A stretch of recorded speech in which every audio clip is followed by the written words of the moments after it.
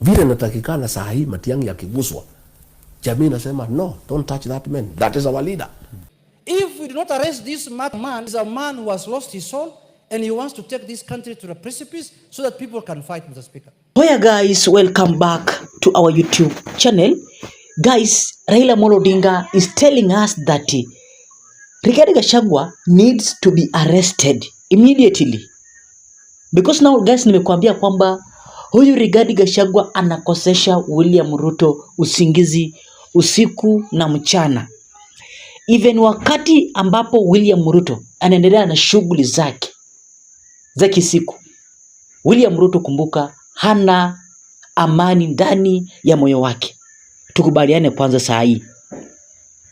So now imemgharimu Raila Amolo Odinga ku-announce kwamba Rigathi Gachagua must be arrested first, ndiposa aweze kutuliza, ndiposa aweze kupunguza makali yake.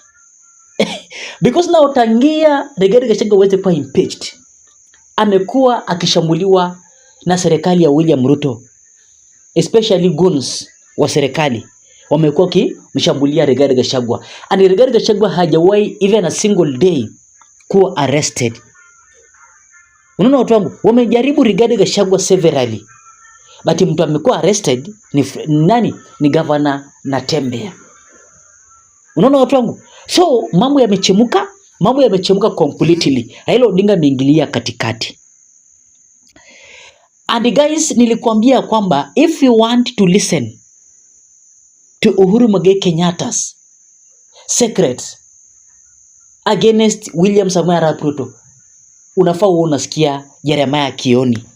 Then nikakwambia kwamba guys, if you want to know William Ruto amesema nini, just pay attention to Oscar Sudi. Utakuja kurealize kwamba William Ruto amesema hii na hii, ambayo pia ni inakuanga coded message ya William Ruto, the president of the Republic of Kenya. And now if you want to know Raila Odinga anasema nini, just pay attention to Junet. Junet ndio mouthpiece ya Raila Amolo Odinga. Na kwa hii video, don't try to swipe up. Even William Ruto is sending Aaron Cheriot to deliver a bad news to Rigathi Gachagua. Now that Rigathi Gachagua amekuwa ni kama ndo anachanganya William Ruto zaidi. Amepeana William Ruto wasiwasi, amepeana Raila Amolo Odinga wasiwasi. So huyu jamaa ameanza kupulaniwa. Raila Odinga ameanza kupulania Rigathi Gachagua, William Ruto ameanza kupulania Rigathi Gachagua and his team. So kumechemuka watu wangu. Ensure una like video ili kuonyesha kwamba una support, na nasema thanks so extensive kuendelea kusupport hii channel. Na zile moments tena guys, mnaenda kuchukua ku like video, acha Mungu aweze kuonekana, akutetee, akupiganie kwa kila jambo. Usiku wa leo acha Mungu aweze kukuonekania watu wangu. Nyinyi ni watu wa nguvu, mmekuwa mkini support, nasema thanks so extensive. Kwa hivyo guys, without wasting time, I want you to listen carefully, very carefully to Aaron Cheriot. Then after that guys, I want you to listen to Junet Mohammed. Huyu ni mouthpiece wa Raila Amolo Odinga, ama spokesperson. Unaona watu wangu, ikifikia mahali ambapo Junet Mohammed anazungumza in Parliament, then wewe ujue tu mambo yanamharibikia Rigathi Gachagua, the former deputy president. Na wakati siasa iende juu, iende chini, jua iwake, kufanye nini, hakuna wakati tutawahi kurudia maneno ya mchafuko kama ile ilikuwa mwaka wa 2007. Lakini ninakasirishwa sana kumuona yule jamaa ambaye hafai kuwa kiongozi wa kitu yoyote. Hata nyinyi ambaye mnatembea naye, lazima tujiulize, kama mtu ambaye anajiita kiongozi anasema maneno kama ile, ati anataka Wakenya wapigane na wauane, na wewe umekaa hapo. In fact, I want to challenge the leaders that work with Rigathi Gachagua. A man who should never be a leader is unfit to hold any office in the Republic of Kenya. When he says the kind of things that he's saying, and you are seated there, you Kalonzo Musyoka, that say you are a Christian, you Martha Karua, that says you are a defender of justice, Akina Matiang'i and the rest, Are you proud of the kind of things that Rigathi Gachagua is saying, even if it is in the interest of politics? We must draw the line and tell people that even as we disagree in our politics, there are things that as a country we have to say no to. Mambo ya kugawa wa Kenya katika msingi wa ukabila, mambo ya kuchochea wa Kenya wachukiane na wapigane, lazima tukondem na tuseme sisi wote hiyo maneno hatuwezi kubali. Unaona watu wangu, and don't forget, mouthpiece ya Raila Amolo Odinga amedeliver a bold message to Rigathi Gachagua. Rigathi Gachagua taabani. Kumbuka huyu jamaa amekuwa kisakwa, amekuwa kihepa. But now ndo Rigathi Gachagua anakuwa na ushindi mkubwa wakati ambapo William Ruto anachukua jukumu ya kuendelea kumpiga. Na venye Raila Odinga ameingililia kati, utakuja kuona ya kwamba sasa ndo Rigathi Gachagua atawin support ya Wakenya wote. Especially in the areas surrounding Wamunyoro and Wamadira area. Honorable Speaker, let it be known that words have consequences. And when leaders stand on podium or go live on national televisions and call for confrontation instead of dialogue, they betray the very people they purport to represent. Honorable Speaker, Section 13 of the National Cohesion and Integration Act, number 12 of 2008, criminalizes hate speech and incitement to violence. It is not a suggestion, it's a law. And that law must be enforced uniformly and decisively, Mr. Speaker. Honorable Speaker, you will have his time to say something. Why can't he just wait? Yeah, you can oppose the motion.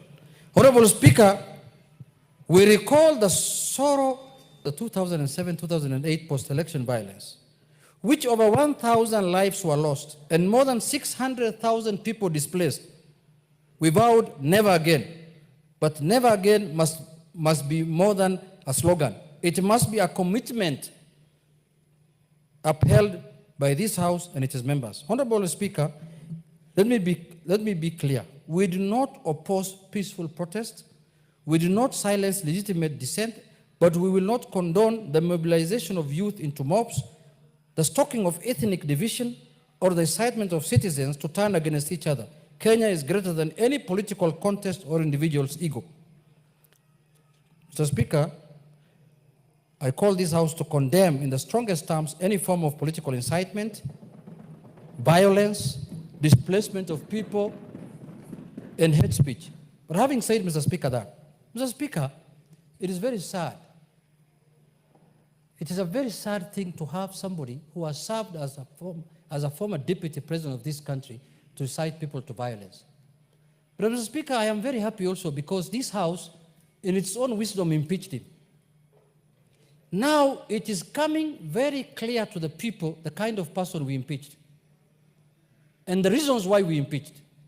Mr. Speaker, the person we impeached is the same person who is inciting Kenyans to violence, is the same person who wants displacement of people, is the same person who is propagating hate against one community, against one another, Mr. Speaker. Mr. Speaker, this is the same person who last week was telling musicians, very noble people who are doing their work, using their talent, Mr. Speaker, not to sing unless they support certain cause of politics, Mr. Speaker. A small man called Nguroia. Is called Nguroia or what? Nguroia. Yes, Mr. Speaker. Hold on. What's your point of order? Mr. Speaker, I rise on Standing Order 34, and I would like you to confirm if we have quorum to transact business today. Thank you.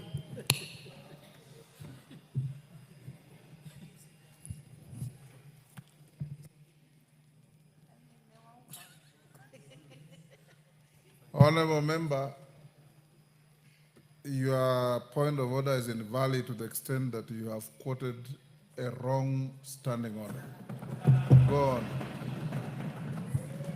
Thank you, Mr. Speaker, for that is interruption. Mr. Speaker, I seek you for your protection, Mr. Speaker, because I am still moving the motion, Mr. Speaker. Order, take your seat. I'm still moving the motion, Mr. Speaker. I seek your protection. Go on. Mr. Speaker, This person that we impeached as a House, Mr. Speaker, overwhelmingly, with over 300 members of this House, Mr. Speaker, is the same person who is telling Kenyans that unless you follow this direction, unless you follow this party of mine, unless you follow this, wild thoughts of mine of discriminating against other people, you will not be valid, or you will not be a valid Kenyan, Mr. Speaker. You will not be a valid citizen of this country. Mr. Speaker, this is a house that addresses matters of concern to the people. That is our mandate constitutionally. And if we do not arrest this matter, as Swahili people say, usipojenga ufa, usipoziba ufa utajenga ukuta, Mr. Speaker. If we do not arrest this matter as early as now, Mr. Speaker, this is a man who has lost his head, this is a man who has lost his soul, and he wants to take this country to the precipice so that people can fight, Mr. Speaker. Mr. Speaker, I take pride because I did not know I was impeaching initially a man of this type. I never thought I impeached him based on gross violation of the Constitution and other things. But now I've realized, Mr. Speaker, madness, mental problem is not walking naked in the street.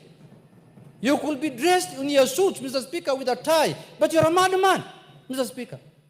That's what I've come to realize of late, Mr. Speaker. Because a leader of that type, a leader who wants to lead a political party in this country, cannot say, now what's happening, Mr. Speaker, he is almost making a region of this country look like an alien in this country. Very soon he wants to fence it off, like the Aberdare forest. That if you want to go there, you must get permission from him, Mr. Speaker. You cannot go and visit even your relatives there. You cannot even visit your people there, Mr. Speaker. You cannot do any politics in that area unless you get permission from him. Mr. Speaker, I want to say this. This country has experienced this, and we will not allow it to repeat. We will not allow it, Mr. Speaker. Every Kenyan has a right to live, to do politics, to do business anywhere in this part of the country, Mr. Speaker.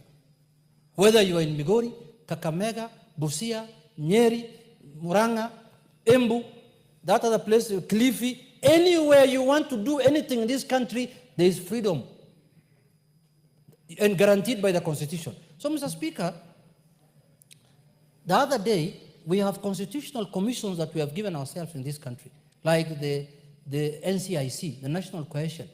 They have summoned the former deputy president. He has refused to appear. He's above the law. He's above the Constitution. He said, I cannot appear in that commission. And that is a commission that is taxpayer. Give him 1 minute to finish. Mr. Speaker, my time is 15, according to the standing orders. 10. Mr. Speaker, Mr. Speaker, Wind up in 2 minutes. NCIC has summoned that suspect, Mr. Speaker. They have told him to appear so that he can answer to the allegations of inciting people against each other. He has refused to appear. Mr. Speaker, he's now trying to use human shield. He's trying to use people to commit crime, offenses that can take people to hate, to defend himself, Mr. Speaker. If he's invited by the DCI to record a statement, he refuses. If he's invited by NCIC, he refuses. If he's invited by EACC, now who is going to protect us from this monster, Mr. Speaker, called RIGATHI GACHAGUA? Who on earth is going to protect us from this monster, Mr. Speaker? Who is going to protect us? Because the government looks like it's unable to take an action against him. Mr. Speaker, if this government was formed by ODM, this man would have been in jail by now, I can assure you. I can tell you for this one without any fear of contradiction.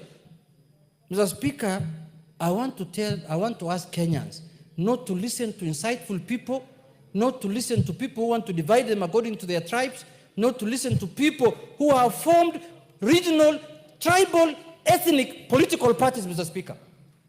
The country and the Constitution does not allow formation of ethnic political parties or religion, Mr. Speaker. What this district commissioners party that has been formed the other day is an ethnic political party. You can see somebody talks about my community, village, Wamunyoro. Talk about Kenyans. Political parties are formed for purposes of enhancing democracy by bringing all Kenyans and all communities as part of that political party, Mr. Speaker. With those few remarks, Mr. Speaker, I want to use the strongest terms to condemn the former embattled, malicious, impeached Deputy President, Mr. Speaker. Thank you, Mr. Speaker. I request the majority leader to second me.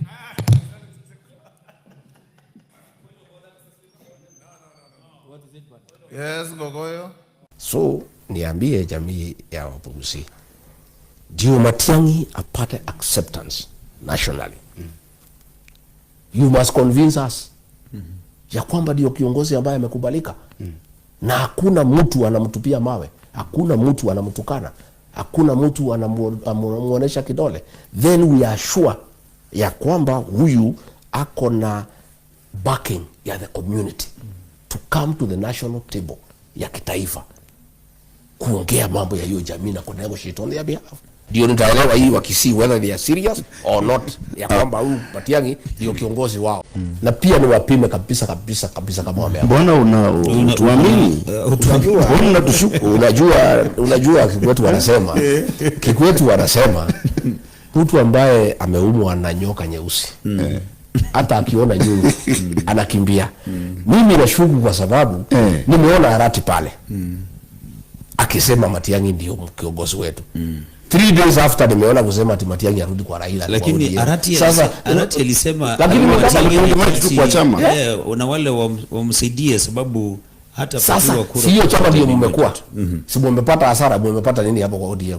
So yeye kama mmekutana pale mmesema huyu ndio kiongozi. 3 days after amesema ati wewe rudi ataenda kwa ODM kwa baba. Sasa mimi nikaanza kushindwa. This is a serious. Na amekubalika kuja kwa mesa on their behalf. Sasa hivi tunaona natusiwa na watoto na hakuna mtu anaongea. That is my concern. Because we need to know vile natakikana saa hii Matiang'i akiguswa, jamii nasema no, don't touch that man, that is our leader. Lakini hao vijana wanatembea kila pahali wanamtukana. Siku Simeon Nyachae alikuwa pale, hakuna mtu angetusi Simeon Nyachae. Wazee wangekubali? Nobody could point a finger to Simeon Nyachae. Aliheshimika na akalindwa na kukingwa na jamii. You know, tuko na wazee pale wameheshimika. Chris Obure, tuko na huyu Samongeri, tuko na yule Jared Kangwana, tuko na huyu Simba, tuko na wazee pale. Na ndio Kisii mjue, mimi nikiona mkirudi kwa Ruto nitadia sana. Nitashindwa nyinyi ni jamii aina gani? Kwanza sasa kutukawanya sisi wenyewe. Tuanze kupigana. Sit down, let us serve our country with commitment. Alaba kutuambia kitu moja. Finally, before you leave, let me tell you one thing. Kuna watu ambao walipigania uhuru wa nchi hii. Some of them are not alive. Their bones are in the graves of this country somewhere. Hawa watu nani anawalipa madola? Na wao ndio walitufanya sisi tukapata uhuru. So from there we were challenged that, you know, for our country to move forward, wananchi lazima tujitolee sisi wote. And if the sacrifices we are going to make, some of us, is to either defer ambitions or find a way of working with each other, it is worth it and we will do it so that we move our country forward. Na nyinyi wenyewe pia, tafadhali wananchi, tukianza kuzungumza vile tunazungumza, msiingiwe na hizi porocho za huku kuambiwa huyu ameenda hivi, huyu anafanya hivi namna hii. Tuko tayari. Kazi ya kuongoza nchi na kazi ya kuendesha nchi sio kazi ngumu. Watu wengine walikuwa wananiuliza eti wewe tunataka urudi kwa public life. Are you serious? Nikasema there is no time in my life I've never been serious. Because wakati nilikuwa Minister for Education, mimi kazi sio shida kwangu, na kwanza kazi ikitajwa mimi nachangamka sana. Nilikuwa hapa nafungua container ya mtihani saa 9 usiku. Napiga shule 15 hapa, naanzia Mudwaine kule Bishop Katimu Ngandu Girls, naenda kumalizia pande ile ya Nyeri huko juu. And I was all over the place. The following day I would be in Kambiamoto, opening containers at 3 AM in the morning, kupigana na wakora wa kusumbua watoto wetu kwa shule. Sasa mimi niko tayari kupigana na watu kama hao, ndio kazi yangu. Mimi niko tayari. Na najua hiyo kazi nyinyi wananchi ndio mnatoa hiyo kazi. Nyinyi ndio mko na kadi ya kura, nyinyi ndio mko na kipande, nyinyi ndio mtaamuka asubuhi muamue ni nani mnapea hiyo kazi. Sisi wakati ukifika, ninawaahidi mkitupea hiyo kazi, mtaona vile nchi itaenda. because we need to clean our country, we need to restore the faith of government so that people can trust the government again. That serikali ikikwambia kitu, kiongozi wa serikali akikwambia kitu, you can go to sleep and trust what they are telling you. Sio eti mnaambiwa hii tunacheza na wananchi vile tunacheza hivi. Ya mwisho, wananchi nataka kuwaomba hivi. Na mimi namshukuru Deputy President RIGATHI GACHAGUA na Mama Dorcas kwa kutualika. This is very important to me. Wananchi, when there is a problem in a country like we have now, challenges of various kinds, you will be tempted very easily. Kwanza sasa, you know, with the frustrations we have, disappointments, unfulfilled promises. Hiyo maneno mnasikia tunaambiwa 841 verses I don't know what. Hiyo yote ni style ya kufanya sisi tuanze kupigana. Tusahau shida zetu, badala ya kutumia wakati wetu kutafuta suluhisho kwa hayo maneno yote, tuanze sasa kupigana sisi wenyewe. Watu wanapiga nduru hapa Nyeri wako na shida. Kule Nyamira wako na shida. Kule Taita Taveta wako na shida. Kule Kakamega wako na shida. Sasa ukabila unatusaidia nini? Sisi sote tuko na shida. Basi tunatafuta namna ya kutafuta suluhisho so that our country can be managed better. Na tuko tayari kufanya hiyo kazi. Kwa hivyo nawaomba wananchi, msipoteze imani. Don't lose hope in our country. What we are going through is a momentary situation. And let us not be tempted to turn against each other. Mungu atatubariki. We have had some challenges before, but we always rise again. This country is built on resilience. Wakenya ni watu wa kufanya bidii. Wakenya ni watu wanajua vile tunataka kwenda mbele. Don't lose hope. Tukae pamoja, tushikane. Na hao ndugu zetu hapa na dada, tushikane pamoja. Mungu atatusaidia, tutafuka hiyo daraja. Na tukivuka hiyo daraja tutaenda mbele. We will fix our challenges. Hizi zote tutatengeneza.